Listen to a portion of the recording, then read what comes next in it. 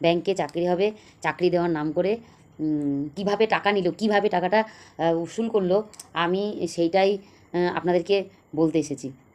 তো হলো শনিবার দিন ঠিক 5:45 নাগাদ এরকম একজন ফোন করে আমাকে, যে আমি এরকম জিরাট কলোনি হাই স্কুলের স্যার বলছি।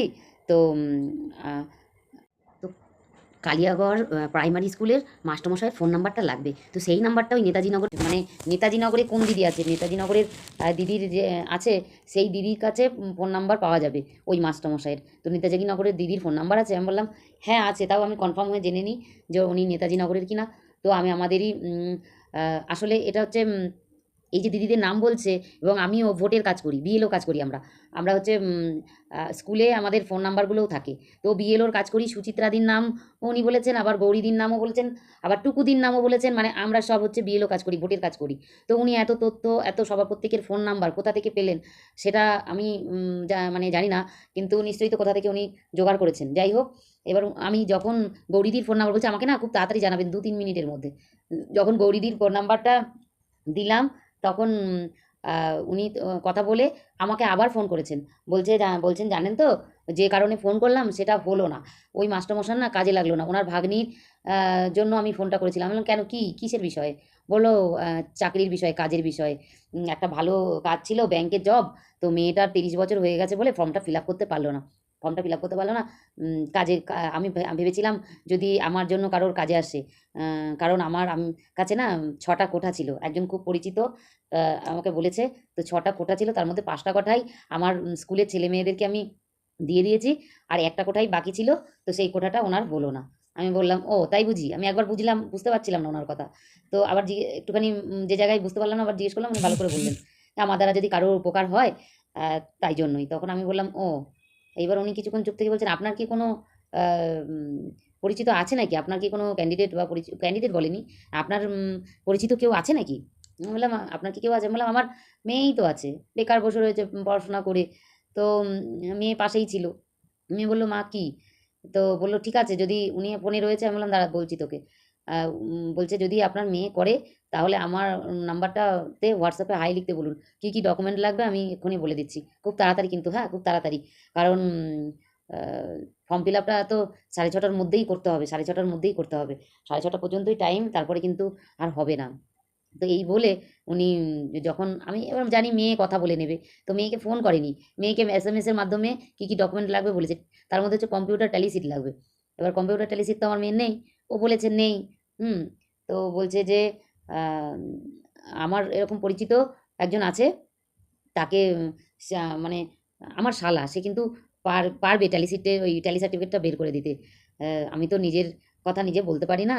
তোমাকে বললাম দেখো, যদি তুমি আ চাও তো বের করতে পারো। তো উনি আর গিয়ে সোমবার দিন গিয়ে সার্টিফিকেটটা তুমি নিয়ে আসবে স্কুল থেকে। হাই স্কুল থেকে তুমি সোমবার দিন সার্টিফিকেটটা নিয়ে আসবে। তো এখন তো এক্ষুনি তো দরকার সার্টিফিকেটটা, এখনই তুমি ৳৩,০০০ পেমেন্ট করো, এক্ষুনি বের করে দেবে। খুব তাড়াতাড়ি দরকার, ফর্ম ফিল আপটাও তো করতে হবে। তো সেই বলে মেয়ে অনলাইন পেমেন্ট করে দিয়েছে। পেমেন্ট করার আগে আমাকে জিজ্ঞাসাও করেনি যে, "মা এরকম পয়সা চাইছে।" আমি বললাম যে ওনার, তাহলে উনি বোধহয়, আমার মনে তখন অতটা সন্দেহ জাগেনি। কারণ মেসেজে বা ফোনে ওর সঙ্গে কথা হয়েছে। সেই সময়টা আমি আবার পাশে ছিলাম না।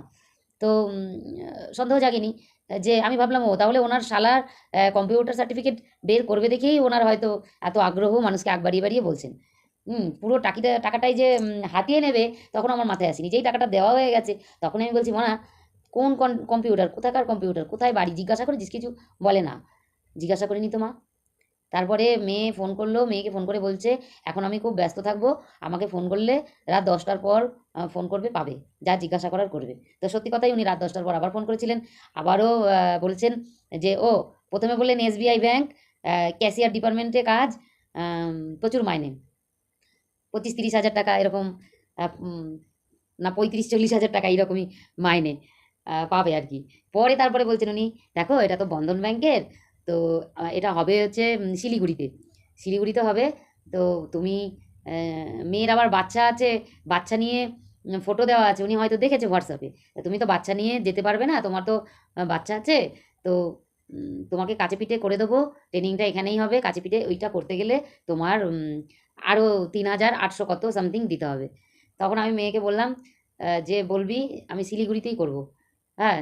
তো মেয়ে তখনই বলে দিয়েছে শিলিগুড়িতে করব। উনি অনেক কথা বলছিলেন, বলার পর অনেক কথা শুনে মেয়ে বলেছে, "ঠিক আছে আমি শিলিগুড়িতেই করব। আমি কাছে পিঠে আমার করার দরকার নেই।" ততক্ষণে আমরা বুঝে গেছিলাম। কিন্তু তারপরে মেয়ে যখনই কোয়েশ্চেন করতে যাবে যে, "আপনি কে বলুন তো?" মেয়েকে আমি জিজ্ঞাসা করতে বলছি, "তুই জিজ্ঞাসা কর।" তক্ষুনি ফোনটা কেটে দিল। আর কোনো রেসপন্স নেই। তারপরে মেয়ে যতবার ফোন করেছে কেটে দিয়েছে। তারপরে ব্লক লিস্টে ফেলে দিয়েছে। তো বন্ধুরা, আমার ভিডিওটা এইজন্যই একমাত্র করা যে আমি ঠকেছি কিন্তু আপনারা যাতে না ঠকেন বা এমনভাবে পয়সাটা মানে চাকরি দেবে বলে ডাইরেক্টলি পয়সা চাওয়া এটা কিন্তু সেই হিসেবে পয়সা চাইছে না। তো এইভাবে ঘুরিয়ে ফিরিয়ে আমাদেরই এক বান্ধবী আশাকর্মী আরকি, বিএলও করে। সেও ভোটের কাজ করে। তা আমি তা দিই। তার থেকে ১১,০০০ টাকা নিয়েছে এবং আমাদেরই আরেক বান্ধবী আর ভাগ্নির থেকে ৩,০০০ নিয়েছে এবং টুকুদির মেয়ের থেকেও আ টাকা নিয়েছে। টাকার পরিমাণটা আমি জানি না। আর আমাদেরই এক এই সহকর্মী অপর্ণাদি, সে দিতেও টাকাটা দেয়নি। কারণ তার সঙ্গে কোনো প্রকারে হেডমাস্টারের সঙ্গে পরে যোগাযোগ হয়ে যায় ফোনে সেই রাতেই। তো সে আর দিতে গিয়েও অনলাইন পেড ওকে করতে গিয়েও করেনি। সে খুব বাঁচা বেঁচে গেছে। তো ধন্যবাদ। আমি আপনাদের একমাত্র সাবধান করার জন্যই ভিডিওটা করলাম। অনেক বড় হয়ে যাচ্ছে।